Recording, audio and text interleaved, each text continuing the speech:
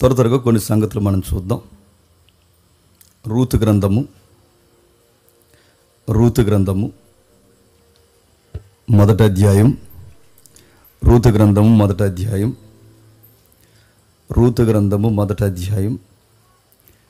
21వ వచనం. నేను సమృద్ధి గలదానినే ఎల్లితిని, యెహోవా నన్ను రుక్తురాలుగా తిరిగి రాజేశను. మీరు నన్ను నయోమి అని పిలవనేలా? యెహోవా నా మీద విరుద్ధముగా సాక్ష్యము పలికెను, సర్వశక్తుడు నన్ను బాధపరచెను అని వారితో చెప్పెను. అట్లు నయోమియు ఆమెతో కూడా మోయాబీరాలైన రూతు అను ఆమె కోడలును మోయాబు దేశం నుండి తిరిగి వచ్చిరి. వారిద్దరూ యవల కోత ఆరంభంలో బెత్లెహేమునకు చేరి. మనం ఆలోచిద్దాం. కొత్త వాళ్ళు వచ్చారు కనుక ఒకసారి నేను జరిగిన తరగతిని ఒక్కసారి బ్రీఫ్గా అవుట్లైన్స్ చెప్తాను. రూతు గ్రంథాన్ని మనం ధ్యానిస్తున్నాం. రూతు గ్రంథం ఏం జరిగిందో మనకు తెలుసు. వీలైతే ఒకసారి ఆ మ్యాప్ చూపించండి. ఆ రూతు గ్రంథం మనం ధ్యానిస్తున్నప్పుడు వీళ్ళ బెత్లెహేము నుంచి, అంటే వాగ్దాన భూభాగం కానాను, ఈ కానాను భూభాగం నుంచి వీరు తిరిగి ఎక్కడికి వెళ్ళారంటే, ఎక్కడికి వెళ్ళకూడదు అక్కడికి వెళ్ళారు. ఎక్కడికి వెళ్ళారు? మోయాబు దేశానికి వెళ్ళారు. అంటే ఈ మృత సముద్రం ఏదైతే ఉందో ఆ దిగువ భాగం నుంచి వారు ప్రయాణం చేసి వారు మృత సముద్రానికి ఆవల మోయాబు ప్రాంతానికి వెళ్ళి చాలా తప్పు చేశారు. ఎంత తప్పు చేశారంటే వాళ్ళ వాక్యానికి విరుద్ధమైన నిర్ణయాన్ని తీసుకున్నారు. అది నిజంగా వాక్యానికి విరుద్ధమైన సంగతే. ఎందుకంటే మనం చూసాం లాస్ట్ వీక్ రెఫరెన్స్ మనకి. ఆ ద్వితీయోపదేశ కాండం ప్రకారం వాళ్ళు తీసుకున్న నిర్ణయం వాక్యానికి పూర్తి విరుద్ధమైనది. అలాంటి పూర్తి విరుద్ధమైన నిర్ణయాన్ని తీసుకుని వాళ్ళు ఎందుకు వెళ్ళారు అక్కడికి?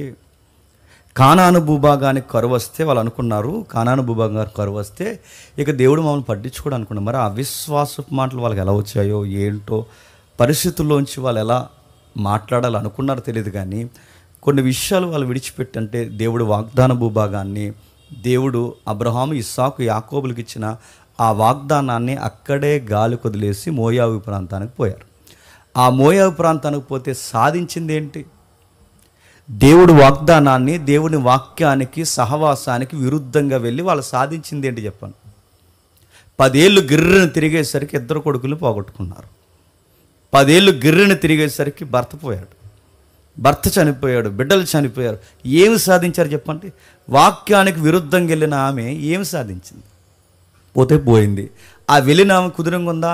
ఈ నష్టాలు కష్టాలు పడిన తర్వాత సరిగ్గా అదే టైంలో అంట ఆమెకి ఎవరు ఇన్ఫర్మేషన్ ఇచ్చారు? ఏమైనా ఇన్ఫర్మేషన్ ఇచ్చారంటే, ఇదిగో నయోమి, నీకు విషయం చెప్పాలి, మీ దేవుడు మరలా మీ దేశంలో సమృద్ధి పంటను దేవుడు ఆహారాన్ని ఇస్తున్నారు అనగానే ఆ మాట విని బయలుదేరే ముందు ఈ కోడళ్ళకి ఈవిడికి టాక్స్ జరిగాయి. ఆ జరిగినప్పుడు ఏం జరిగిందో మనకు తెలుసు. ఆ పెద్దవాడు చిన్నవాడు మనకు తెలియదు. కానీ ఆ వార్ప ఎవరైతే ఉందో అమ్మాయి లౌకికమైన లెక్కల ప్రకారం వెళ్ళిపోయింది. ఆ సీన్లో ఎవరన్నా అలానే చేస్తారు. వార్పా సెటదండి, నేను రూతు బ్యాచ్ అనకండి. ఎవరైనా వార్పా ప్లేస్లో ఉంటే అలానే చేస్తారు. ఆలోచించుకుంది, ఈ ముసలిదాంతో ఉంటే రేపు లైఫ్ ఉండదు, నాకంటూ కొన్ని ముచ్చట్లు రంగులు ఉన్నాయి, ఇలానే ఈవిడితో పట్టుకుని నేను ఎలాడితే రేపు పొద్దున్న లైఫ్ ఏంటి? ఆవిడ చెప్తున్న ఆవిడే వెళ్ళిపోమని విల్లింగ్ ఇస్తుందిగా, ఆవిడే సొంతంగా నిర్ణయిస్తుందిగా వెళ్ళిపోమని, ఆవిడే వెళ్ళిపోమని చెప్పినప్పుడు నేను ఎందుకు వెయిట్ చేయాలని ఆలోచించుకుంది. లాస్ట్కి ఒక అగ్గిచ్చింది, వాళ్ళ అత్తయ్యకు ఒక ముద్దిచ్చింది. వెళ్తున్నాను అత్తయ్య, ఎక్కడున్నా నువ్వు బాగుండాలని ఈ గుండె కోరుకుంటుంది. అయిపోయింది, బొంద కోరుకుంటుంది. వెళ్ళిపోయిన తర్వాత మర్చిపోతుంది. వెళ్ళిపోయింది అక్కడి నుంచి. వెళ్ళిపోయిన తర్వాత ఈ అమ్మాయి ఉంది, ఈ అమ్మాయి వెళ్ళలేదు. ఆ అమ్మాయి సౌందర్యవతి, ఆ పేరుకు తగ్గట్టుగానే చాలా అందంగా ఉంటుంది. ఆ అమ్మాయి వెళ్ళమంటే వెళ్ళలేదు. ఒక మాట అంది, అత్తయ్య నువ్వు నాకు తోడెత్తుక్కోమని వెళ్ళిపోమంటున్నావు, కానీ నేను ఒక మాట అడుగుతున్నాను, నేను వెళ్ళిపోతే ఈ వృద్ధాప్యంలో నీకు ఎవరు తోడుంటారు? అలాంటి ఎథిక్స్ ఉన్న అమ్మాయిలు ఉంటే కుటుంబాలు బాగుంటాయండి. నేను వెళ్ళిపోతే రేపు పొద్దున్న నీకు ఎవరు ఉంటారు? రాకాసు కోడలు ఎక్కువైపోయిన ఈ కాలంలో రూతు గ్రంథం ఎప్పుడు చెప్పు దెబ్బలా ఉంటుందండి. ఆమె చూడండి, తన పెద్ద ఆవిడ్ని తల్లిలా భావిస్తూ నన్ను ఎక్కడికి పొమ్మంట, నన్ను ఎలా పొమ్మంటావు? నేను వెళ్తాను, నాకంటూ ఒక లైఫ్, నాకున్న అందాన్ని బట్టి నాకు మంచి సంబంధం వస్తుంది, నేను సెటిల్ అయిపోతాను, కానీ రేపు పొద్దున్న నీకు గుప్పిడి మెతుకులు పెట్టే వాళ్ళు ఎవరు ఉంటారు? అందుకని నేను వెళ్ళలేను. నిర్ణయించుకున్నారు ఇద్దరు కలిసి. వాళ్ళ లైఫ్లో చేసిన మంచి పని ఏదన్నా ఉంది అంటే రిటర్న్ జర్నీ. అది వాళ్ళు చేసిన మంచి పని. ఒకవేళ వాళ్ళ ఎనదిరిగి గనక రాకపోతే మళ్ళీ చెప్తున్నాను, రూత్ అంటే ఎవరో ఎప్పటికే మనకు తెలియదు, నయోమి అంటే ఎవరో ఎప్పటికీ మనకు తెలియదు. వాళ్ళ చరిత్రని ఈరోజు మనం చదువుకుంటున్నామంటే వాళ్ళ దేవుడిని ఎక్కిరించిన, దేవుడి మీద నిందలేసిన, దేవుడే మమ్మల్ని నష్టపరిచేసిన, వాళ్ళ సొంత నిర్ణయాలు తీసుకుని నష్టపోయినా ఈ రోజుకి మీరు గమనించండి, రూతు చరిత్ర లేదా నయోమి చరిత్ర మనం చదువుతున్నప్పుడు వాళ్ళ స్వనిర్ణయాల వల్లే వాళ్ళు నాశనం అయిపోయారని మనకు అర్థమైనా, అంత నిందల వారు దేవుడి మీద వేసిన చివరికి వాళ్ళు చూడండి, దేవుడు తిరిగి వచ్చేసరికి దేవుడు మళ్ళీ వాళ్ళని అబ్జర్వ్ చేయడం స్టార్ట్ చేస్తాడు. చూస్తున్నాడు, దేవుడు ఏం చేస్తున్నాడు చూస్తున్నాడు. అక్కడ రాస్తున్న చివరి మాట చూడండి, ఆ చివరి మాట 22వ వచనంలో, అట్లు నయోమియు ఆమెతో కూడా మోయాబీరాలైన రూతు అను ఆమె కోడలను మోయాబు దేశం నుండి తిరిగి వచ్చాడు. ఇక్కడ రిటర్న్ అనే మాటకి మూల పదం ఏవాడాడంటే ఎబ్రీలో సుబ్బాస్ అనే పదం వాడతాడు. అంటే దాని అర్థం ఏంటంటే ఆమె వెనక్కి తిరిగి వచ్చింది ఒక్క విషయంలోనే కదట, చాలా విషయాలకి తిరిగి వచ్చిందంట.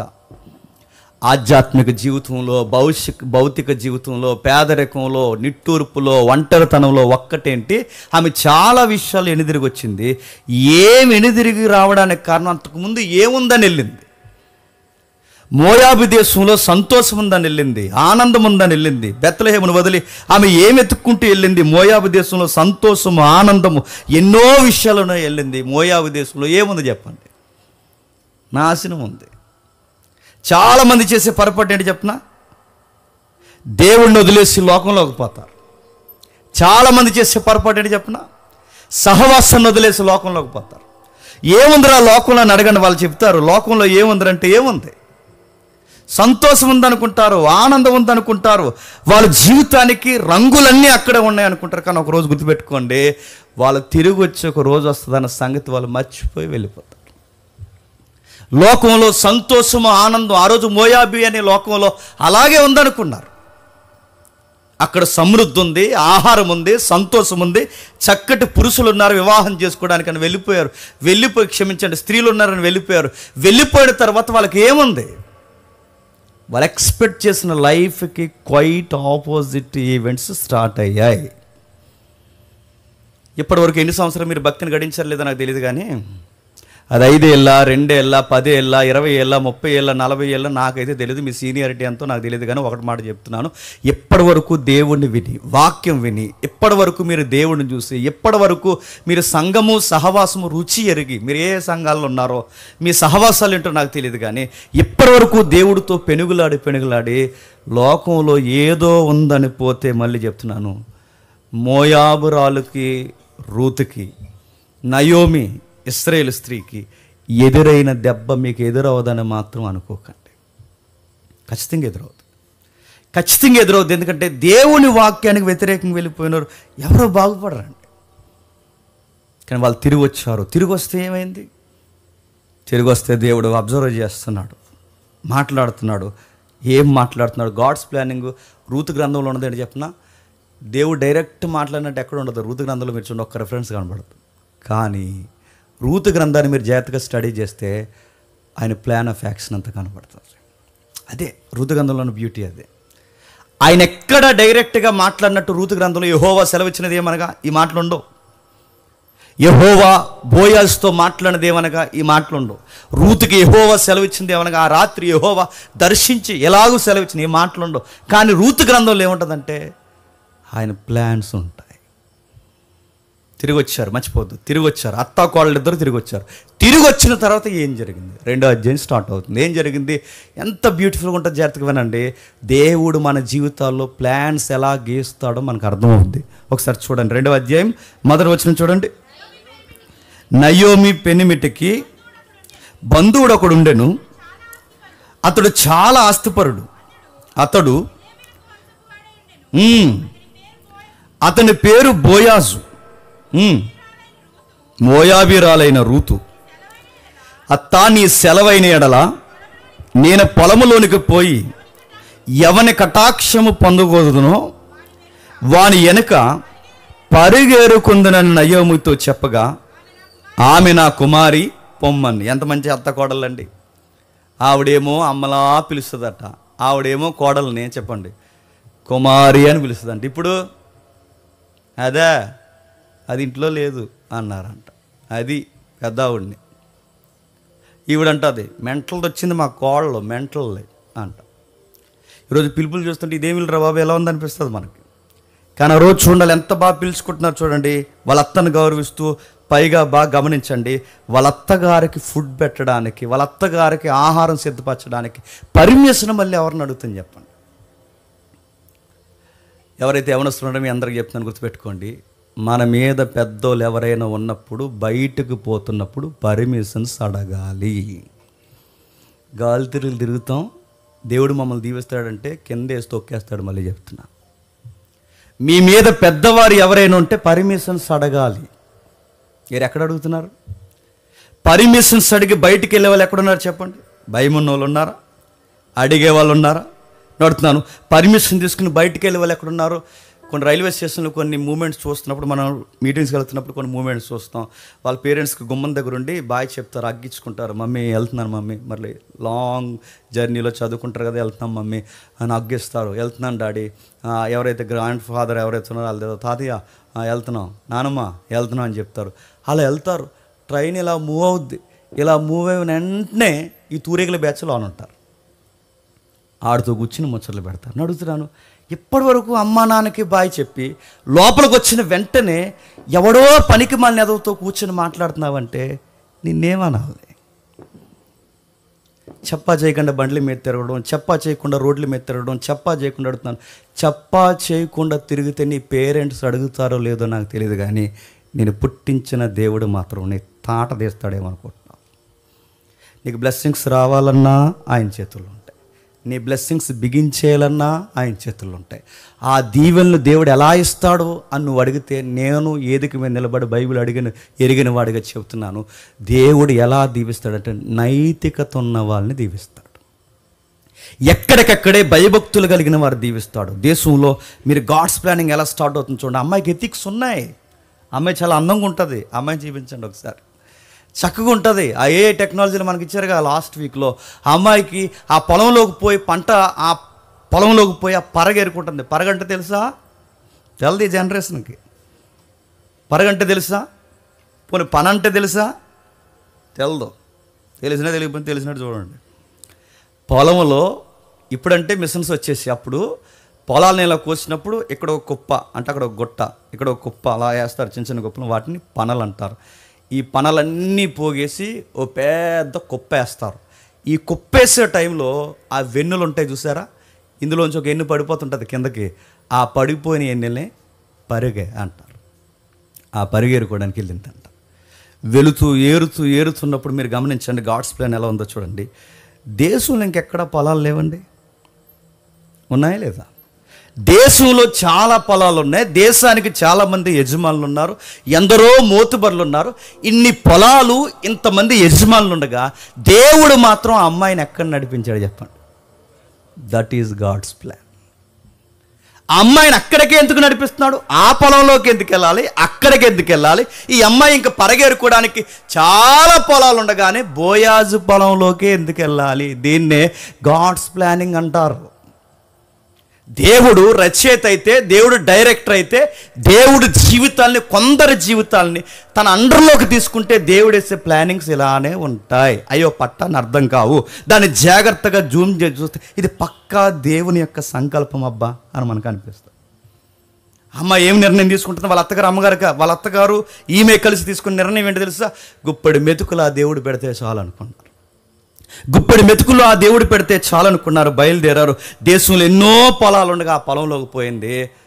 ఈ లోపల వాండర్ గారు వచ్చారు. బాస్ ఎవరా? బాస్, బోయాజ్ గారు వచ్చారు. బాస్ వచ్చాడు, చూస్తున్నాడు. ఆయనకి మంచి ఎథిక్స్ ఉన్నాయి. ఆయన ఏమంటున్నాడు చూడండి 3వ వచనంలో. కాబట్టి ఆమె వెళ్ళి పొలంలోనికి వచ్చి కోయవారి వెనక పొలములో ఏరుకొనెను. ఆ పొలములో పోయిన భాగం బోయాజుది.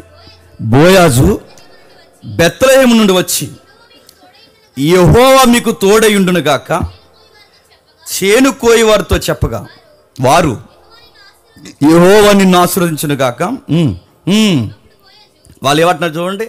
ఆయన వచ్చినప్పుడు మనకులాగా చెప్పచ్చలేదో మా వైపు పంట పొలంలోకి వస్తున్నప్పుడు ఏం చేస్తారు?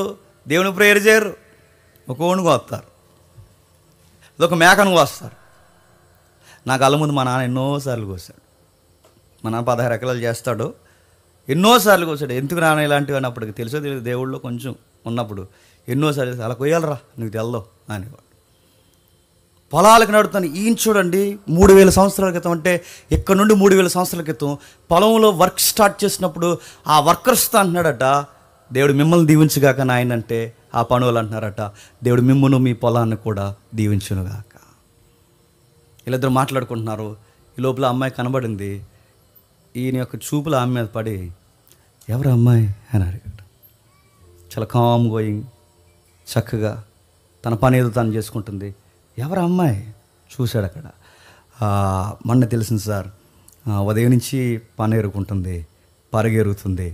కానీ ఒక విషయం సార్, ఆ అమ్మాయి పలానా మోయాబిరాలు, అదే మన నొయ్యమ్మ గారు 10 years బ్యాక్ వెళ్ళిపోయిన తర్వాత మళ్ళీ కరువు తగ్గిపోయి మళ్ళీ తిరిగి వచ్చారే, అందులో కోళ్ళు ఈ మోయాబిరాలు ఏంటంటే. అయితే పని చేయండి, ఏరుకుంటుందా? ఏరుకునివ్వండి. ఆమె వేరుకుంటున్నప్పుడు ఆమెకి ఇంకా ఎన్నెలు దొరికేలా కొన్ని ఎన్నెలు కావాలని వదిలేయండి. మన దేవుడు ఎలా అంటాడు చెప్పిన, గుప్పెడి మెతుకులు ఇవ్వు ప్రవ్వా అని అడిగితే మన దేవుడు అంటాడు, గుప్పెడి మెతుకులు ఏంటి, ఆ పొలానికి నేను వాండ్రమని చేస్తానంటాడు. గుర్తుపెట్టు. మనం అడిగేది ఏంటంటే గుప్పెడి మెతుకులు ఉంటే చాలు ప్రవ్వా అని. దేవుడు గుప్పెడి మెతుకులు కాదు, ఈ పొలమే నీది చేస్తా, వెయిట్ చేయి. దేవుడు ప్లానింగ్స్ ఎలా నడుస్తున్నాయి చూడండి. తన కటాక్షం తన మీద పడడం ఏంటి, తన మాట్లాడడం ఏంటి, ఒకరొకరు కలిసి తనతో డిస్కషన్ చేయడం ఏంటి, ఆ పనోడు తన కోసం కితాబులు ఇవ్వడం ఏంటి, ఈ అడిగింది ఏంటి, గుప్పెడి మెతుకులు. సాయంత్రం వరకు ఏరుకుని గుప్పెడి మెతుకులు ఎవడైనా కటాక్షం కలిగితే ఆ సాయంత్రానికి గుప్పెడి మెతుకులు తెలిసి ఆ ఎండులు దులుపుకుని ఆ ఎవరైతే ఉన్నారో అత్తాకోళ్ళిద్దరు కలిపి తిందాం అనుకుని. కానీ దేవుడు ఏం ప్లాన్ చేస్తున్నాడు తెలుసా? మీరు ఇంటికి వెళ్ళిన తర్వాత చదవండి. సాయంత్రానికి 13 కేజీలు ఏరేసిందంట. 13 కేజీలు పరగ. ఆమె సాయంత్రానికి ఉంటే చాలు, ఈ సాయంత్రం వండుకుందాం అనుకుంది. కానీ సాయంత్రానికి 13 కేజీలు ఎలా ఏరగలిగింది? ఆ బాసే పర్మిషన్ ఇచ్చాడు, అమ్మాయికి ఇవ్వండి. నేను ఇచ్చానని ఏం చెప్పకండి, ఎక్స్పోజ్ చేయకండి, ఆ అమ్మాయికి ఇవ్వాల్సిన ఇవ్వండి ఇవ్వండి ఇవ్వండి ఇవ్వండి. కటాక్షం. హిందీలో ఒక డైలాగ్ ఉంది, తోడకాన అదేదో అమ్కే సోజాయంగే అని. గుప్పుడు మెతుకులు ఉంటాయి ఇటు పెట్టప్రవ్వా అని. తోడ కానదేదో హమ్ కాకే సో జాయింగ్ అంటే గుప్పడి మెతుకులు ఉంటే పెట్టు ప్రభు అంటే దేవుడు అన్నాడు, కాదు కాదు కాదు, పొలాన్నే నిన్ను యజమానురాలుగా మార్చేస్తా అన్నాడు. ఇంత అన్నం దొరికితే చాలనుకున్నాడు. కానీ ఆవిడ అంటుంది చూడండి, ఎంత అన్నం దొరికితే చాలనుకుంది ఆవిడ. కానీ దేవుడు అంటున్నాడు చూడండి, మొత్తం పొలానికి నిన్ను వాండ్రమని చేస్తా అన్నాడు. మాట్లాడుకుంటున్నాడు. వాడు చెబుతున్నాడు, తన పొలంలో పనిచేస్తున్నవాడు యజమానికి ఏమని చెప్తున్నాడు చూడండి. 7వ వచనంలో ఆమె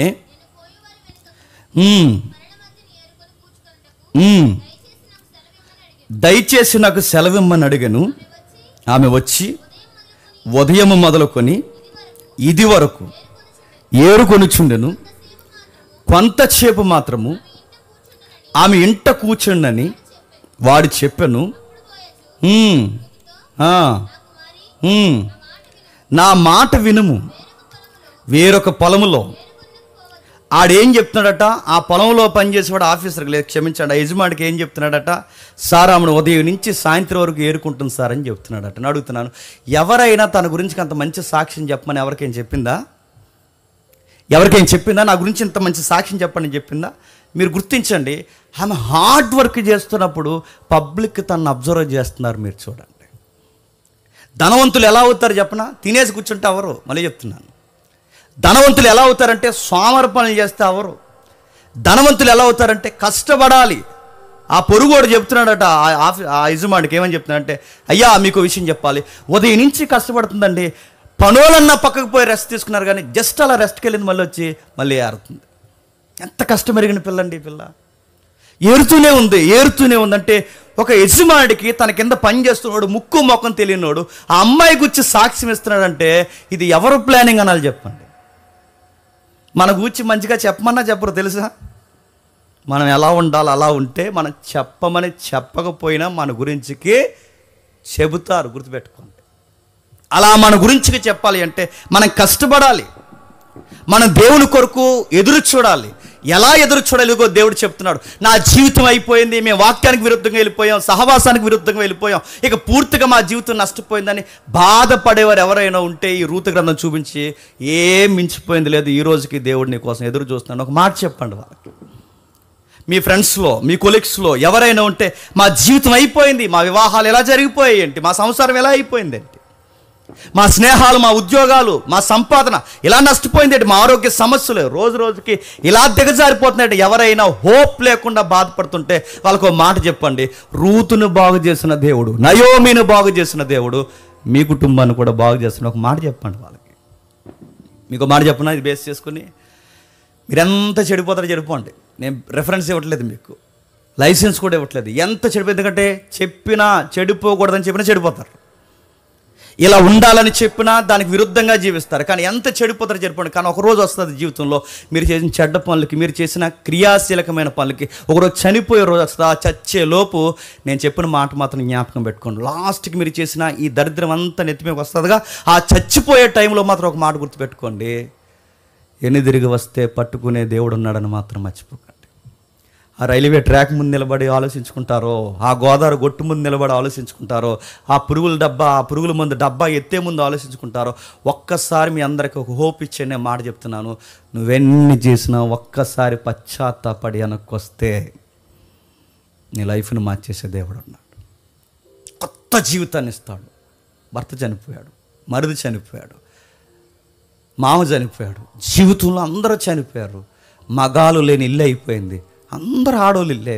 అలాంటి ఆడవారింట్లో దేవుడు చేసిన గొప్ప కార్యం ఏంటి చెప్పిన, ఎవరు చనిపోయినా మీ చెయ్యి విడవని నేనున్నానని మౌనంగా తన ప్లాన్స్ తనకి వేస్తున్నాడు. చూడండి, ఇజ్రాయెల్ దేశం అంతా చెడిపోయింది. దేవుడు ఇజ్రాయెల్ దేశంలో ఈ ఆడవాళ్ళ ద్వారా ఏం చేస్తాడంటే తన ప్లానింగ్స్ తనకున్నాయి. చట్టం పని చట్టం చేస్తుంది అనేది ఎంత వాస్తవమో, దేవుడు పని దేవుడు చేస్తాడన్నది కూడా అంత వాస్తవం. మీరు న్యాయాధిపతులు రూతు గ్రంథం కలిపి చదువుకున్నప్పుడు, అరే ఈ దేశాన్ని ఎవరు బాగు చేస్తారా, సంసోను వెళ్ళిపోయాడు, న్యాయాధిపతులు వెళ్ళిపోయారు, మొత్తం పరిస్థితులన్నీ తారుమారైపోయాయి. ఇలాంటి టైంలో ఇజ్రాయేల్ దేశాన్ని పరిపాలించే గొప్ప రాజు ఎవరు వస్తారంటే గాడ్స్ తన ప్లానింగ్ స్టార్ట్ చేశాడు, తన యాక్షన్ స్టార్ట్ చేశాడు. మనం అనుకుంటాం దేవుడు ఏం చేయట్లేదు, చేస్తున్నాడు. తన ప్లానింగ్స్ తనకున్నాయి, తను ప్రారంభించాడు, పునాదులు వేయడం స్టార్ట్ చేశాడు. ఎలా స్టార్ట్ చేశాడు? విధవరాండ్ల ద్వారా దేవుడు తన పునాది వేయడం స్టార్ట్ చేశాడు, ప్రారంభించాడు. మాట్లాడుతున్నాడు, తనతో మాట్లాడుతున్నాడు. ఎక్కడి వరకు తీసుకెళ్ళాడంటే పాడైపోయిన వారిని ఎనిదిరిగి తీసుకొచ్చి మళ్ళీ బాగు చేస్తున్నాడు. నిర్ణయించుకున్నారు. ఎలాంటి చిందరవందర పరిస్థితులు ఎలా మారిపోయినా ఒక్కసారి దేవుని కోసం మనం నిలబడితే దేవుడు చెప్తున్నాడు, విమోచించే విమోచకుడు నేను ఉన్నానని మాత్రం మర్చిపోకండి. ఆ 2వ అధ్యాయం 7వ వచనంలో ఒక మంచి మాట, 17వ వచనంలో ఒక మంచి మాట, సాయంత్రానికి ఎంత ఏరుందో అక్కడ రాస్తున్నాడు చూడండి. కాబట్టి ఆమె అస్తమయం వరకు ఆ చేనులో ఏరుకొనెను, అవి దాదాపు, అంటే మన లెక్కల ప్రకారం చెప్తున్నాను, దాదాపు 13 కేజీలు ఏరేసిందంట. దాదాపు 13 కేజీలు నడుతున్నాను. డబ్బున్న వాళ్ళు ఎలా అవుతారు చెప్పండి? కష్టపడుతూ అవుతారు. కాస్త డబ్బులు ఎలా సంపాదిస్తే అవుతారు ఎలా సంపాదించగలని చెప్పండి? హార్డ్ వర్క్ చేస్తూ అవుతాం. తిని కూర్చుంటే ఎవరైనా, మళ్ళీ చెప్తున్నాను, తిని కూర్చుంటే ఎవరైనా లైఫ్లో బాగుపడతారా? దేవుడు కూడా రూతుని ఊరకే ఏమి దీవించలేదండి, రాసి పెట్టుకోండి. దేవుడు రూతుని ఊరకే ఏమి దీవించలేదు. ఆ అమ్మాయి సోమర కాదు చెప్పండి, కష్టపడే పిల్ల, అందుకు బ్లెస్ చేస్తాడు. ఈరోజు ఆడపిల్లలు కష్టపడే పిల్లలు ఉన్నారా? 7 గంటలకు 8 గంటలకు బాగా 8 లేదండి, ఇంకా 9, 10. ఆ 9 గంటలకు వాళ్ళ మమ్మీని పిలిచిందంట, మమ్మీ బెడ్ కాఫీ అన్నారంట. ఈవిడ సంతూరు మమ్మీ, ఈవిడ సంతూరు బేబీ. ఆ పిలిచిన వెంటనే ఈ బేబీకి బెడ్ కాఫీ ఇచ్చేసారట. ఇప్పుడంతా అదే కదా ట్రెండ్, ఆ బెడ్ కాఫీ. అంటున్నాను, బెడ్ కాఫీలు తాగితే పళ్ళు ఏమవుతాయి చెప్పనా? సిగరెట్లు కాలుతారే సిగరెట్లు, ఆ సిగరెట్లు కాల్చినప్పుడు పళ్ళు ఎలా గారపడతాయో అలా పాసి మొక్కలతో టీలు తాగడం ఏంటండి? ఆ కంపు మళ్ళీ ఆ కప్పుకి అడుగుతున్నాను, పాసి మొక్కలతో దిగుదాం, ఈరోజు పని ఉందని అడుగుతున్నాను. ఎంత ఎగ్గొట్టి తిరిగితే అంత ఫ్యాషన్ అనుకుంటున్నారు. ఆడపిల్లలు పని నేర్చుకోవాలి. దేవుడు ఆడపిల్లల్ని ఎలా దీవిస్తాడంటే, ఇదిగో రూతమ్మను చూడు, తన అందాన్ని, తన ఐశ్వర్యాన్ని, తన జీవితాన్ని రిస్కులో పెట్టొచ్చి తన అత్త వయసు అయిపోయిన ఒక ముసలి దాని కొరకు, ఒక వృద్ధాప్యంలో ఉన్న ఒక తల్లి కొరకు తన లైఫ్ని రిస్క్లో పెట్టి వచ్చి బయట ఎండలో పొలంలో పనలేరుతుందంటే, తన జీవితంలో తన అందాన్ని పాడు చేసుకుంటూ తన పేద విధవరాండ్రైన తన అత్త కోసం ఎంత రిస్క్ తీసుకుని కష్టపడి పనిచేస్తుందంటే, ఇలాంటి అమ్మాయిని దీవించకపోతే ఇంకెలాంటి అమ్మాయిని దీవించాలి చెప్పండి.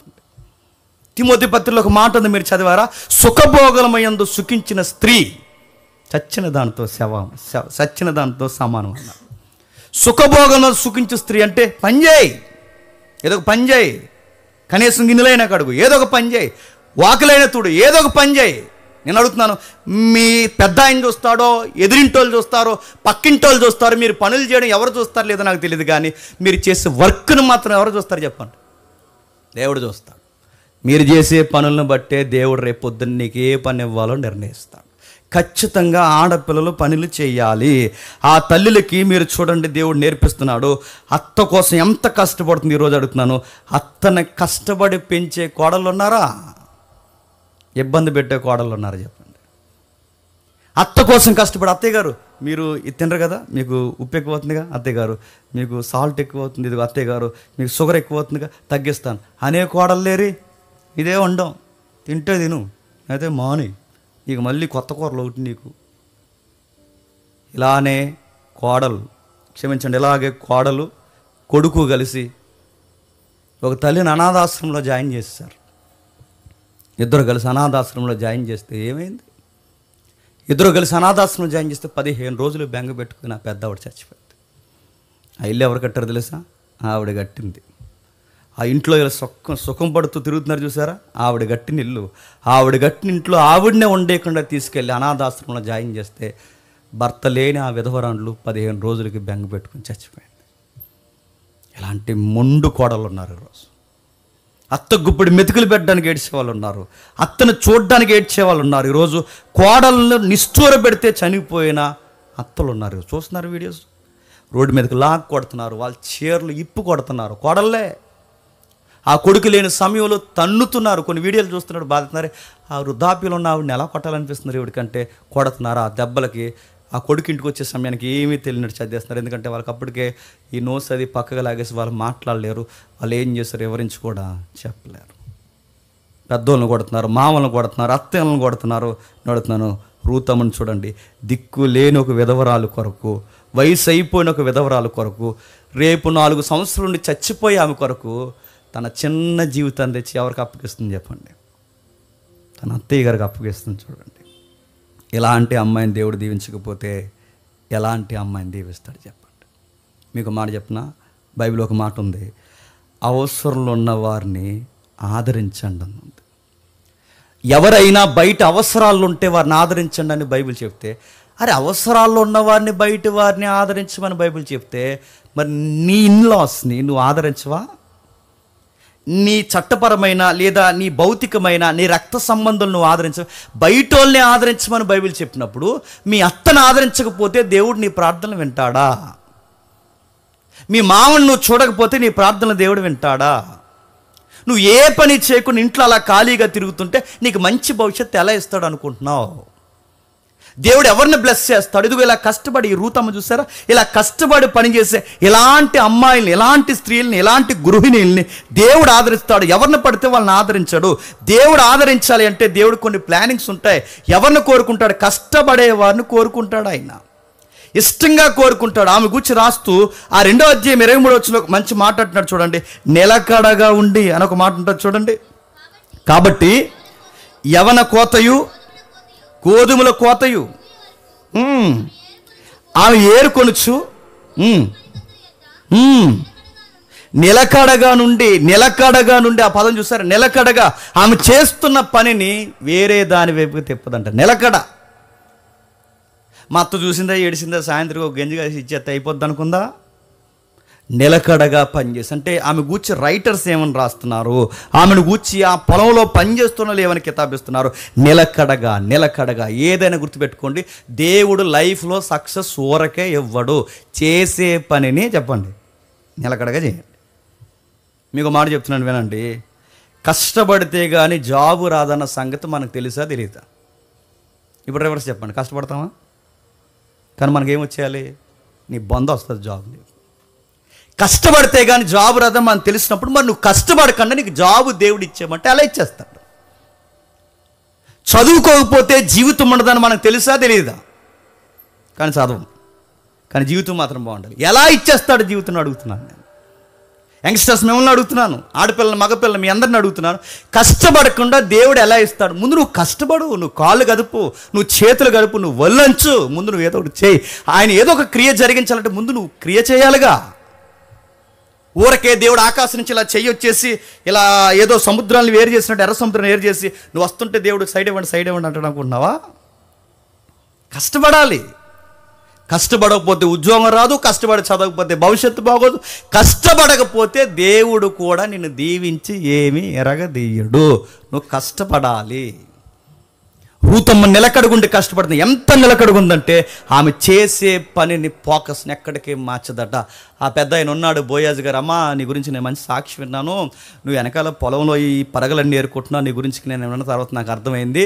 నువ్వేం చేస్తావంటే నువ్వు పరిగెరుకోవడమే కాదు, నిన్ను ఒక సలహా అడుగుతున్నాను, నీకు పని అప్పగిస్తున్నాను. నువ్వేం చేస్తావంటే ఒక పక్క పరిగెరుకో, మరో పక్క ఈ పని ఎలా చేస్తున్నారో కూడా నువ్వు చూడండి. ఇప్పుడు 2 పనులు నిలకడగా చేస్తుందంటే అది కదా అమ్మాయి అంటే.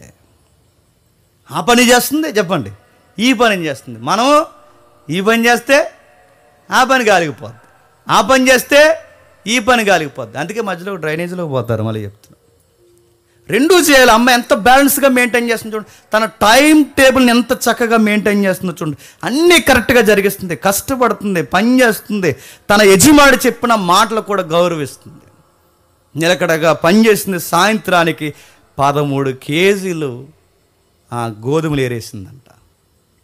రోజుకు 13 కేజీలు ఏరితే నెలంతా ఏరితే ఎంత సంపాదిస్తుంది చెప్పండి? సెటిల్ అయిపోతుంది నెలలో. మళ్ళీ చెప్తున్నాను, రోజుకు 13 కేజీలు ఏరితే నెలంతా ఏరితే మళ్ళీ చెప్తున్నాను, వాళ్ళకి మళ్ళీ సీజన్ అయ్యే వరకు ఇంకొకరి దగ్గరికి వెళ్ళి అడుక్కునే పరిస్థితి ఉందా? అది కష్టపడితే అలా కష్టపడాలి. గుర్తుపెట్టుకోండి. డబ్బు సంపాదించాలనుకుంటున్నారు, మళ్ళీ చెప్తున్నాను, నేను డబ్బుల కోసం సలహా ఇవ్వట్లేదు, కానీ డబ్బు సంపాదించాలనుకుంటున్నారా? డబ్బులు సంపాదించడం సూత్రం ఏంటి చెప్పిన? డబ్బు సంపాదించడం సూత్రం కాదు, ఎచ్చలవిడి ఖర్చులు చేయకపోవడం కూడా డబ్బు సంపాదించడం. గుర్తుపెట్టుకోండి.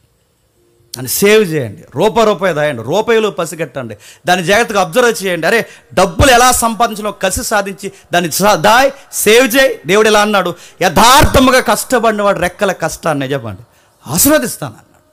మనం ఏం కష్టపడం, రూపాయి దాయం, ఏ సేవింగ్స్ ఉండో. నాకు లక్షలు నెలకు వచ్చేయాలంటే ఎలా వచ్చేస్తే? ఏంది కష్టం మీద హార్డ్ వర్క్ ఏది? నువ్వు ముందు కష్టపడితే దేవుడు ఖచ్చితంగా నీ రూపాయిని దీవిస్తాడు. ఎవరు ఊహించలేని ధనం తెచ్చి నీకు పెడతాడు. ముందు నువ్వు కష్టపడు. తర్వాత అమ్మాయి గురించి మంచి సాక్ష్యం ఉంది. 1, ఆమె నిలకడగా పనిచేస్తుంది. 2, తన అత్తను దులిపోదు. 3, ఆమె కష్టపడడానికి సిగ్గుపడదు. నేను లాస్ట్ వీక్ చెప్పానుగా, లింగులింగం అంటే ఎంత పాస్ అయితే ఏదైనా పని చేయమంటే చేస్తున్నారా? లింగులింగం అంటే ఎంత పాస్ అయితే ఏదైనా పని చేయమంటే చేస్తున్నారా? పని చేయడానికి ఎంత నామోసియో. పనులు చేయాలి. మగపిల్లగాళ్ళైనా ఆడపిల్లలైనా పనులు చేయాలి. నేను ఎవరు చూస్తారు లేదో నాకు తెలియదు, కానీ నీ కష్టపడే తత్వాన్ని దేవుడు ఖచ్చితంగా చూస్తాడు. 3వ అధ్యాయంకి వచ్చేసరికి ఆమె గురించి టెస్ట్ మని చెప్తున్నాడు. తను ఎంత ప్యూర్గా ఉందో ఆ లోకం మాట్లాడుకుంటుందంట. 3వ అధ్యాయం 10వ వచనం, అతడు నా కుమారి యెహోవా చేత కొద్దివారినే కానీ గొప్పవారినే కానీ నీ మునుపటి సత్ప్రవర్తన కంటే వెనకటి సత్ప్రవర్తన మరీ ఎక్కువైనది. ఇక్కడ జాగ్రత్తగా వినండి. ఇక్కడ తన శీలాన్ని గురించి మాట్లాడుతున్నాడు. చూడండి ఏం జరిగిందో టెక్స్ట్ మీకు తెలుసు. 3వ అధ్యాయంలో ఏం జరిగిందో, వాళ్ళ అత్తయ్య గారు ఉన్నారుగా, ఎవరు? నయోమి. ఆవిడ సలహా ఇచ్చింది, అమ్మా నీకు విషయం చెప్పాలి, ఎవరు పొలంలో ఏరో అని అడిగితే ఫలానా ఎవరో బోయాజ్ గారట, ఆ బాస్ పొలంలో ఏరనంటే ఆయన ఎవరో కాదు, మనకి బంధువు. నీకు పని చేయి, నీకు బంధు ధర్మం జరిగించాలి, నువ్వేం చేస్తావంటే నైట్ టైం అయినా అక్కడ నిద్రపోతాడు. ఆ నిద్రపోయినప్పుడు వాళ్ళ ట్రెడిషన్ అండో మీరు తీసుకోకండి, అది వాళ్ళ ట్రెడిషన్. అక్కడ ఆ ట్రెడిషన్లో కూడా వాడికి నైతికత ఉందని చెప్పడానికి ఆ పాయింట్స్ నేను చెప్తున్నాను. ఆయన నైట్ టైం నిద్రపోతాడు. నిద్రపోయినప్పుడు ఏం చేస్తావంటే అక్కడికి వెళ్ళి తన కాళ్ళ దగ్గర ఆ దుప్పటి తీసుకొని కప్పుకొని అక్కడే నిద్రపో. నేను ఈ మాట అంటున్నాను, తప్పుగా ఏమనుకోకండి. ఎన్నో ఇతిహాసాలు చదివాం, ఎన్నో గ్రంథాలు చదివాం, ఎన్నో పుక్కటి పురాణాలు చదివాం. ఒంటరిగా ఉన్న వాళ్ళు కూడా అనేక ఇతిహాసాల్లో ఆడవాళ్ళు ఏం చేశారు చెప్పండి? మరులు కొలుపారు. కానీ రూతమ్మ ఏం చేస్తుంది చెప్పండి? ఏం తెలియని అమాయకంగా కాళ్ళ దగ్గర నిద్రపోతున్నప్పుడు ఎంత ప్యూర్గా కనబడుతుందో చూడండి. ఒక మగాడు ఒంటరిగా ఉన్నప్పుడు ఆ కాళ్ళ దగ్గరికి పోయి అలా అంత కోమలంగా ఎలా నిద్రపోయిందో నాకు విచిత్రంగా ఉంటుందండి వచనం చదువుతున్నప్పుడు. ఈరోజు ఎవడో బస్ స్టాండ్లో చూసాడ, చూడండి అక్రమ సంబంధాలు ఎలా ఉంటాయో. ఊరు వెళ్తుందంట, బస్ స్టాండ్లో నిలబడిందంట, అలా ఇలా బస్ వైపు చూసిందంట, ఈ లోపల గాలి ఏదో వచ్చాడట, అక్కడి నుంచి ఆడు చూశాడట, జస్ట్ 4 minutes నవ్వాడంట. ఆ నవ్వునందుకంట నెంబర్ ఇచ్చిందంట, ఆడి నెంబర్ ఇచ్చాడట, వెంటనే ఒకరికొకరు ఏకమైపోయారు. అడుగుతున్నాను, 4 minutesలో నీ లైఫ్ని పట్టుకెళ్ళి ఆడి చేతిలో పెట్టేసావంటే నేను దేవుడు బ్లెస్ చేస్తాడు అనుకుంటున్నావా? నేను మిమ్మల్ని అడుగుతున్నాను. ఈరోజు ఎంత ఈజీగా అక్రమ సంబంధాలు ఏర్పడుతుంది. జస్ట్ 4 minutes, 4 minutesలో లైఫ్ చేంజ్ అయిపోతుంది. అమ్మాయి దగ్గర నైట్ టైం అసలు లైట్స్ లేవు, అంత పట్టించుకుని చూసేవాళ్ళు ఎవరు లేరు. అలాంటి టైంలో అమ్మాయికి వాళ్ళ అత్తయ్య సలహా ఇచ్చింది. పోయి ఆ అమ్మాయి ఏం చేసింది చూడండి, దుప్పటి కప్పుకొని ఆ కాళ్ళ దగ్గర కూర్చుంది. ఆయనతో మాట్లాడుతున్నప్పుడు ఆమె కనీసం ఆవిడ మాట కూడా కలపలేని స్థితిలో, కనీసం లేపలేదు, కదపలేదు, ఏమీ చేయలేదు. ఆ దుప్పటి మీద కప్పుకొని అలా కూర్చుందట. ఆమె కూర్చున్నప్పుడు తెల్లవారుజామునో లేదా మిడ్ నైట్ ఎప్పుడో ఆ కాళ్ళ దగ్గర ఎవరున్నారని చూసేసరికి ఆ అమ్మాయి ఉంది. ఆశ్చర్యపోయాడు. అమ్మాయి నీకు విషయం చెప్పాలి, ఒక విషయం అడగాలి, నీతో కొన్ని మాటలు మాట్లాడాలి. మా ఊర్లో చాలామంది లూజ్ క్యారెక్టర్లు అమ్మాయిలు ఉన్నారు, నాకు తెలుసు. మా ఊర్లో చాలామంది లూజ్ క్యారెక్టర్, ఎందుకంటే అప్పటికే న్యాయాధిపతులు చదువుతున్న మనకు అర్థమైపోతుందిగా, ఎవరికి నచ్చినట్టు వాళ్ళు పోతున్నారు, స్త్రీలు పురుషులు ఎవరికి నచ్చినట్టు వాళ్ళు పోతున్నారు. అలాంటి టైంలో మా ఊర్లో చాలామంది చెడిపోయిన లూజ్ క్యారెక్టర్స్ ఉన్నాయి, కానీ నువ్వు అందరిలాంటి దానివి కాదు. నాకు అర్థమవుతుంది నువ్వు నా దగ్గరకు వచ్చినప్పుడు. నువ్వు అందరిలాంటి అమ్మాయి కాదు, అందరిలాంటి దానివి కాదు. నేను సాక్ష్యం చెప్పగలను, అందరు పిల్లలు వేరు, నువ్వు వేరు. నేను బలంగా సాక్ష్యం చెప్పగలను, అందరు ఆడపిల్లలు వేరు, నువ్వు వేరు. నీ గురించి నేను సాక్ష్యం చెప్తున్నాను. అమ్మాయి, అసలు నువ్వు ఎలాంటిదానో తెలుసా? నీ ప్రవర్తన, నీ యొక్క విధి విధానాలు నేను చూస్తున్నప్పుడు నాకు అర్థమవుతుంది, నీలాంటి దాన్ని దేవుడు దీవించకపోతే ఇంకెలాంటి దాన్ని దేవుడు దీవిస్తాడు. ఇప్పటి వరకు నీ భర్త చనిపోయిన ఇప్పటి వరకు ఎంత నిష్ఠా గరిష్ట కలిగి నువ్వు జీవిస్తున్నావంటే దేవుని కొరకు, అత్తయ్య కొరకు, కుటుంబం కొరకు, నైతికత కొరకు ఎంత కష్టపడి నువ్వు దేవుని కొరకు ఎంత నిష్ఠ కలిగి ఉంటున్నావంటే నీలాంటి వాళ్ళని దీవించకపోతే దేవుడు ఇంకెలాంటి వాళ్ళని దీవిస్తాడు. చాలామంది అడుగుతారు, నిష్ఠగా ఉండి ఏమీ చూడకుండా ఎవరితో మాట్లాడకుండా కసిగా బతికితే ఏటి లాభం అంటే, ఏటి లాభమో చెప్పనా? రూతమ్మలాగా రాణించేస్తాడు. మళ్ళీ చెప్తున్నాను, ఒక విధవరాళ్ళు చూసిన, ఎక్కడో దేశంలో ఒక మూలనున్న విధవరాళ్ళు చూసిన దేవుడు నిన్ను చూడ్డా? ఎక్కడో మూలనున్న ఒక విధవరాళ్ళు చూసిన దేవుడు నిన్ను నన్ను చూడ్డా? వాళ్ళ దేవుడే మన దేవుడిగా, మన దేవుడే వాళ్ళ దేవుడిగా, వాళ్ళనే చూసిన దేవుడు మనల్ని చూడటాన్ని అడుగుతున్నాను. కసిగా వాక్యాన్ని పట్టుకుని విశ్వాసము, భక్తి, ప్రార్థన, సహవాసము ఇలాంటి విలువలతో బతికితే ఏమొస్తుందండి అంటే, ఏం రావడం ఏంటి? బ్లెస్సింగ్స్ ఎదురొస్తాయి.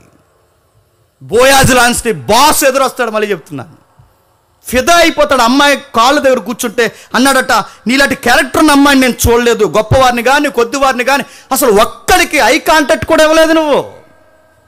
నీ క్యారెక్టర్ అమ్మాయి, నీ గురించి నేను విన్నాను, ఇప్పుడు ప్రత్యక్షంగా చూశాను, నీ గురించి ఎక్స్పీరియన్స్ నాకు వచ్చింది, నేను చెప్తున్నాను. నిన్ను ఎవరెవరు ఏమనుకున్నా నేను చెప్తున్నాను, నీ క్యారెక్టర్ మాత్రం నేను సాక్ష్యం ఇస్తున్నాను. నువ్వు యోగ్యురాలివి. అక్కిందంటాడు, నువ్వు యోగ్యురాలివే కాదు, నా జనులందరూ ఎరిగిన యోగ్యురాలివి. అక్కడ మంచి మాట అంటాడు, యెహోవా చేత దీవులు నొందిన దానివి. ఎలా దీవులు వస్తాయి? కష్టపడే గుణం ఉంది కనుక దీవులు వచ్చాయి. ఎలా దీవులు వస్తాయి? వాళ్ళ అత్తయ్యని, పెద్దవాడిని గౌరవిస్తుంది కనుక దీవులు వస్తాయి. ఎలా దీవులు వస్తాయి? ఆ అమ్మాయి చేసే పనిలో నిపుణత ఉంది కనుక దీవులు వస్తాయి. ఆ అమ్మాయికి ఎలా దీవులు వచ్చాయి? గొప్పవాడిని కానీ కొద్దివాడిని కానీ ఏదో ఒక కుర్రోడిని చూసుకుని ఒక జంట కలుపుకుందాం అనుకునే రకం కాదు కనుక దీవులు వచ్చాయి. పొలంలో ఏరుకుంటున్నప్పుడట చాలామంది కుర్రోళ్ళు చూశారట. చూసింది ఆ కుర్రోళ్ళ వైపు? చూస్తున్నాడా నా ఎంకే చూస్తున్నాడా అడగదు. అలాంటి పిచ్చి డైలాగులు ఇప్పుడు బయట అన్నీ అయ్యే. ఈ పక్కన ఉంటుంది ఒక గాలిది, ఆ గాలి చెప్తుంటుంది చూస్తున్నాడా నీ ఎంక, చూస్తున్నాడా, మళ్ళీ చూస్తాడా, మళ్ళీ చూస్తాడు. శ్మశానాన్ని తీసుకోవడం చూస్తాడు. చూడు ఆడు చూస్తున్నాడా, చూస్తున్నాడు. నీ బొంద చూస్తాడు అడుతున్నాడు. ఆడు చూస్తాడు, చేతపడేస్తాడు, అలాగే చూస్తాడు. ఆడు తోటి అడుగుతాడు, చూస్తున్నాడు. ఆడు చూడండి, నేను చూడను చెప్పు ఆన్సర్. ఆ ఎదవ నిన్ను అడిగితే చూడండి అని చెప్పు. అలాంటి నిపుణత కలిగిన అమ్మాయిలు ఉండాలిగా. చూస్తున్నాం ఎక్కడున్నారు చెప్పండి, కనబడే వాళ్ళు ఏరని అడుగుతున్నాను. అలాంటి అమ్మాయిలు మురిసిపోతున్నారు.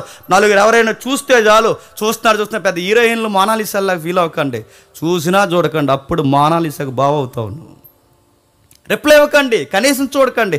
రూతమ్మకి ఎంతమంది పొలంలో ఎంతమంది ఉన్నా ఎవరిని పట్టించుకోలేదట.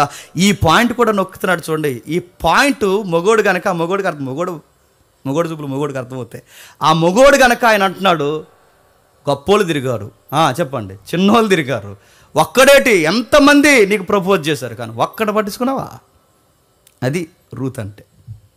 అందుకే ఈ రూతు, నేను చూస్తున్నాను రూతు, నువ్వు నిజంగా నీ పేరుకి తగ్గ సౌందర్యవంతివి, సౌందర్యం కలిగిన దానివి. నీ ప్రవర్తన మునుపటి ప్రవర్తన కంటే సత్ప్రవర్తన మరీ ఎక్కువైనది. ఆ మోయాబు దేశంలో ఉన్నప్పుడు ఎంత గొప్పదానివని సాక్ష్యం ఉన్నావో, మా దేశంలోకి నీ భర్త చనిపోయి వచ్చిన తర్వాత కూడా జీవితాన్ని నడుము కట్టుకుని బతుక చూసావా? ఇలాంటి అమ్మాయిలు మా దేశంలో ఉండాలబ్బా. మా ఇజ్రాయెల్ దేశంలో అసలు అమ్మాయిలంటే మా ఇజ్రాయెల్ దేశంలో ఉండాలి. మా దేశం అంతా పాడైపోయింది. కానీ నా ఊరిలో, మా ఈదులో, మా పట్టణంలో, మా దేశంలో ఇలా పాడైపోయిన అమ్మాయిల మధ్య ఒక అన్యురాలివి మా దేశానికి వచ్చి ఎంత ప్యూర్గా బతుకుతున్నావు. నీలాంటి దాని సంబంధం వచ్చినప్పుడు నేను ఎలా కాదనగలనని కళ్ళు మూసుకుని ఏం ఆలోచించకుండా ఓకే చెప్పేశాడు. చూడండి, ఏం ఆలోచించకుండా ఓకే చెప్పాడు. అమ్మాయి మాట్లాడుతుందంట. ఏమి లేదు సార్, మా అత్తయ్య గారు వెళ్ళమన్నారు కనుక నేను వచ్చానని చెప్పిందంట. ఒక మాట చెప్తున్నాను, బోయాస్ సరైన మగాడండి, బాస్. ఇలా కంపేర్ చేస్తున్నాను, తప్పుగా అనుకోకండి. బోయాజ్ లైఫ్ బాగుందా, రూత్ లైఫ్ బాగుందా చెప్పాలి. సోషల్ సెక్యులర్ లెక్క ప్రకారం చెప్పండి, అన్ని విధాలుగా లెక్కలేదు చెప్పండి. బోయాజ్ లైఫ్ బాగుందా, రూత్ లైఫ్ బాగుందా? బోయాజ్ లైఫే బాగుంది. ఆమె తన చిన్న జీవితంలో తన ఆలోచన కట్టుకుని తన చిన్న జీవితంలో భద్రత కలిగి జీవిస్తే దేవుడిచ్చిన బహుమానం ఏంటి చెప్పిన, బాసు బోయాజుని ఇచ్చాడు. గుర్తుపెట్టుకోండి. మామూలుడా అన్ని విధాలుగా సెటిల్ అయిపోయినాడు. మామూలుడా తన కింద కొంతమంది పని చేస్తున్న ఒక పెద్ద యజమాని. మామూలుడా ఎథిక్స్ ఉన్నవాడు. మామూలుడా ఆ అమ్మాయికి ఇచ్చిన బహుమానం ఏంటో తెలుసా? ఆ బాసుని తీసుకొచ్చి అమ్మాయిని ఇస్తే, నన్ను అడిగితే రూత్ కన్నా 100 రెట్లు ఎక్కువ ఆయన సొసైటీలో నిలబడితే, ఆయన గౌరవం కానీ, ఆయన సొసైటీలో నిలబడితే, ఆయన పనులు కానీ, ఆయన సొసైటీలో నిలబడితే ఆయనకి ఇచ్చే ఎవరైనా చూడండి కితాబులు కానీ ఒక్కటేంటి ఆయన విలువలు ఉన్న మనిషి. అలాంటి బోయాజుని తీసుకొచ్చి దేవుడు గిఫ్ట్గా ఇచ్చేసాడట. దీన్ని ఏమంటారు చెప్పనా? గాడ్స్ ప్లానింగ్ అంటారు దీన్ని. నువ్వు నిష్ట కలిగి దేవుడు ఉన్నాడని జాగ్రత్త కలిగి ఉండు. నీ లైఫ్ని చెప్పండి ఆయన గీయడం స్టార్ట్ చేస్తాడు. నువ్వు జీవితాన్ని దేవుని ఎదుటి పెట్టి నువ్వు స్టార్ట్ చేయి. నీ జీవితాన్ని అందంగా డిజైన్ చేయడం చెప్పండి ఆయన స్టార్ట్ చేస్తాడు. ఎప్పుడు స్టార్ట్ చేస్తాడు? వర్క్ చేయి. ఎప్పుడు స్టార్ట్ చేస్తాడు? నువ్వు చేసే పనిలో నమ్మకంగా ఉండు. ఎప్పుడు స్టార్ట్ చేస్తాడు? నువ్వు ఎక్కడున్నా కానీ నీ శీలాన్ని కాపాడుకునే ప్రయత్నించే. ఇదిగో ఇలాంటి గొప్ప దీవెనలు నువ్వేమడుగో తెలుసా? గుప్పెడి మెతుకులుంటే సాయంత్రానికి చాలన్నావు, కానీ దేవుడు ఎవరిని ఇచ్చాడు తెలుసా? గుప్పెడి మెతుకులు భోజనం కాదు, బోయాజునే ఇచ్చేసాడు. తెచ్చాడు, ఇచ్చాడు. బోయాజు గురించి క్యారెక్టర్స్ మనం మాట్లాడుకుంటే 4 లైన్స్ నేను చెప్తాను.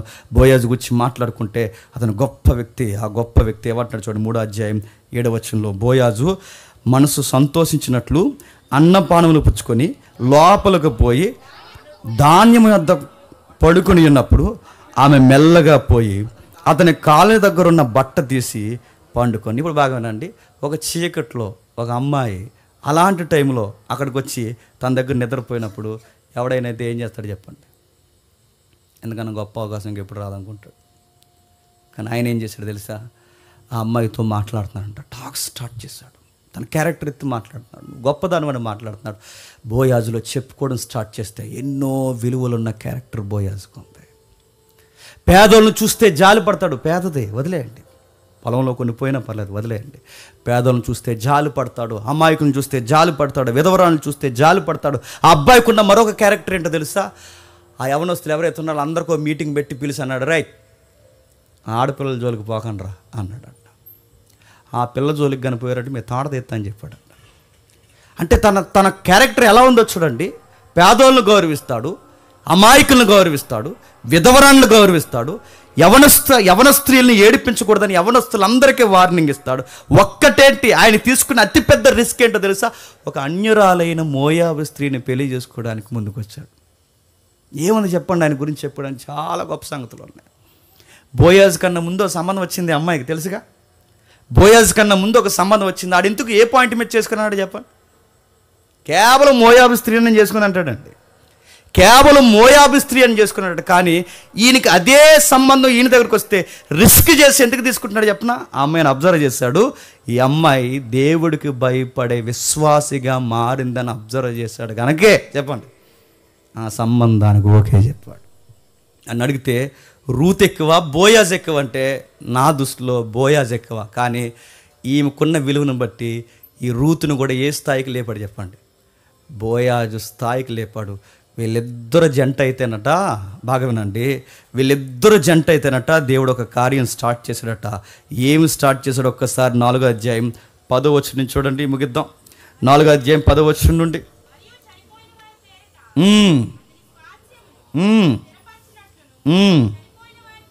అని చెబుతూ ఇంటికి వెళ్ళిన తర్వాత చదవండి 17వ వచనంలో. ఆమె పొరుగు స్త్రీలు నయోమి కొరకు కుమారుడు పుట్టనని చెప్పి అతనికి ఓబేదు అని పేరు పెట్టరి. అతడు దావీదు తండ్రి అయిన యెష్షే యొక్క తండ్రి. ఇప్పుడు చెప్పండి, ఒక విధవరాండ్ల కుటుంబం నుంచి దేవుడు ఎవరిని తీసుకొస్తున్నాడు చెప్పండి? కింగ్ ఎవరు? దావీదు. ఇప్పుడు చెప్పండి, ఎప్పుడైనా ఎక్స్పెక్ట్ చేయండి దావీదు ఇలాంటి విధవరాండ్ల కుటుంబం గర్భంలోంచి వస్తాడని ఎక్స్పెక్ట్ చేశామా? అసలు ఊహిస్తామా? ఆ జనరేషన్లో మనం నిలబడితే అరే ఇశ్రాయేల్ని బాగు చేయబోయే ఒక ఉన్నతమైన రాజు ఈమె గర్భంలోంచి వస్తాడంటే ఎప్పుడైనా మనం ఊహించగలం ఆ తరంలో ఉంటే? కానీ ఆమె ఊహించలేమిది. ఆమె ఊహించలేనిది కూడా దేవుడు ఊహించాడు. ఆమె ఎప్పుడు అనుకున్నది కూడా దేవుడు అనుకున్నాడు. ఆమె పట్టుకోలేనిది కూడా దేవుడు పట్టుకున్నాడు. ఒక్కటేంటి రెండేంటి, ఆమె లెక్కలు తారుమారవడమే కాదు, దేశాన్ని దేవుడు ఎలా బాగు చేస్తున్నాడంటే యవనస్తులు, వృద్ధులు, పెద్దవారు, చిన్నవారు అందరూ చెడిపోయినప్పుడు దేవుడు దేశాన్ని బాగు చేయడానికి ఎవరిని రప్పించబోతున్నాడంటే ఒక కింగ్ రాబోతున్నాడు. ఆ కింగ్ పేరు డేవిడ్ అయితే ఆ డేవిడ్ ఎవరి గర్భాన్ని రాబోతున్నాడు చెప్పండి? విధవరాల గర్భాన్ని రాబోతున్నాడు. ఆ విధవరాల జీవితానికి ఒక నూతన జీవితం ఇవ్వబోతున్నాడు. తన జీవితానికి బోయాజ్ అనే ఒక బంధాన్ని కలపబోతున్నాడు. ఆ బంధాన్ని కలిపి ఇదిగో రాజు, ఇశ్రాయేలు రాజు, జీవితాన్ని మార్చేసే రాజు దావీదుని తీసుకురాబోతున్నాడు. రూతు గ్రంథం చదువుతుంటే ఏమర్థమవుతుంది చెప్పండి? ఎనిదిరిగి వచ్చిన అత్త జీవితాన్ని మార్చిన దేవుడు, అత్త కొరకు నిలబడిన కోడలు జీవితాన్ని నూతనంగా మార్చేసిన దేవుడు, బోయాజు లాంటి బహుమానాన్ని తెచ్చి తన జీవితంలో దేవుడు ఇవ్వడానికి కారణం నీతికి పడి నిలబడింది కనుక ఆ అమ్మాయి గుర్తుపెట్టుకోండి. ఎక్కడికక్కడే సూపులు కలిపి 2 నిమిషాల్లో మారిపోయి లైఫ్ని ఎక్కడ పడితే అక్కడ లూజ్ క్యారెక్టర్ ఉన్నవాడిని దేవుడు ఎప్పుడు బ్లెస్ అయ్యాడు. మళ్ళీ చెప్తున్నాను, కష్టపడాలి, నీ పని ఏంటో నువ్వు చూసుకోవాలి, నీ పనిలో నిపుణత కలిగి ఉండాలి. దేవుడు నీకంటే ఒక జీవితాన్ని, దేవుడు నీకంటే ఒక బాధ్యతని ఇచ్చినప్పుడు ఆ పని చేసుకుంటూ వెళ్ళిపో. నీ పనిలో నువ్వుండగా నీ మీద ఆయన పనిలో ఆయన ఉంటాడు. తగిన సమయమందు సమస్తము సమకూర్చి జరిగిస్తాడు. ఎంటైర్ స్టోరీలో నాకు స్ట్రైక్ అయ్యే పాయింట్ ఏంటి చెప్పిన, ఈవిడ ఈ పొలానికి కాకుండా ఇంకా ఏ పొలానికన్నా వెళితే ఈ సంబంధం సెట్ అవుతుందా? ఇప్పుడు చెప్పండి, ఈ పొలానికి పంపింది ఎవరో? That is God's plan. అంతే, దేవుడే తనకు పొలానికి వెళ్ళాలా పరిస్థితి సమకూర్చాడు. ఎన్నో పొలాలు ఉన్న ఆవిడ ఆయన దగ్గరికి ఎందుకు వెళ్ళిందంటే దేవుడు ప్లాన్ చేస్తున్నాడు. ఎక్కడికి ప్లాన్ చేస్తున్నాడంటే మీరు గమనించండి, ఇక్కడి నుంచి భవిష్యత్తు తరాలకి దావీదు వచ్చేంత వరకు ప్లాన్ చేశాడు.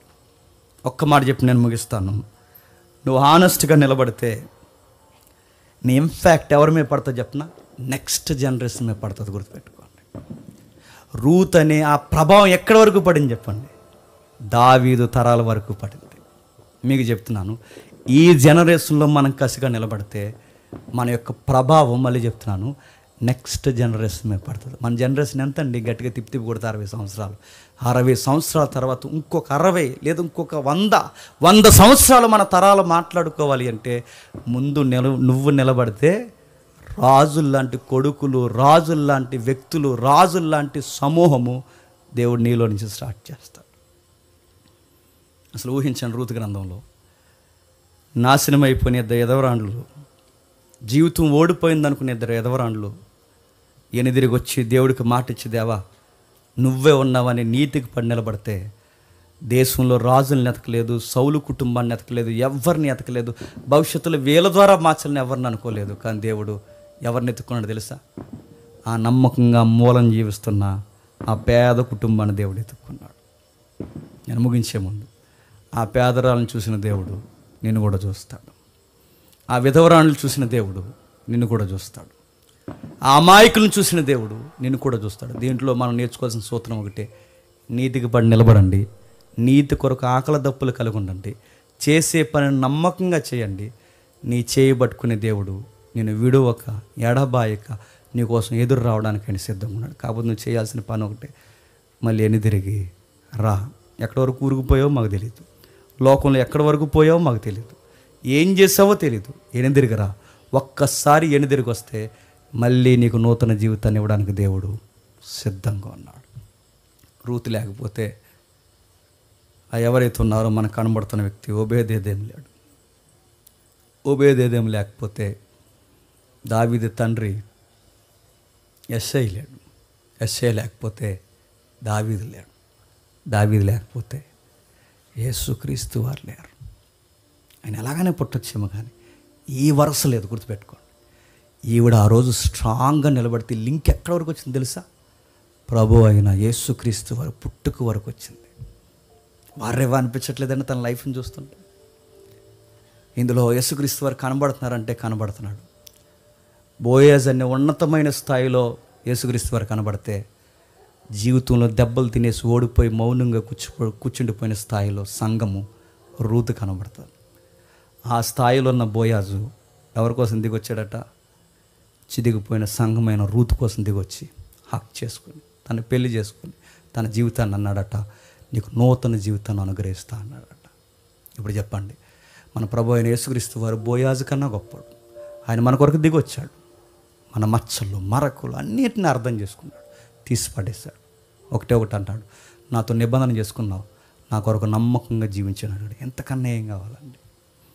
రూతు గ్రంథంలో ఉన్న మళ్ళీ చెప్తున్నాను బ్యూటీ ఏంటంటే, నాకు బోయాజే కనబట్టలేదు, ప్రభు అయిన యేసుక్రీస్తు వారు కూడా కనబడుతున్నారు.